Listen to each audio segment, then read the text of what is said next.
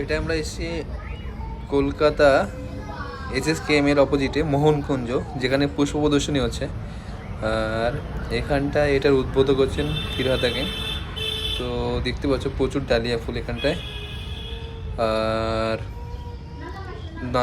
বিভিন্ন ধরনের কালারের ডালিয়া আছে এখানটায়। আর ওই সাইডটায় আরও নানা রকমের ফুল আছে, শীতের যে ফুলগুলো, খুব ভালো করে ডেকোরেশন করা হয়েছে জায়গাটাকে। আর দেখো ফুলগুলো, এটা ডালিয়া সেকশন, কত সুন্দর লাগছে ফুলগুলো।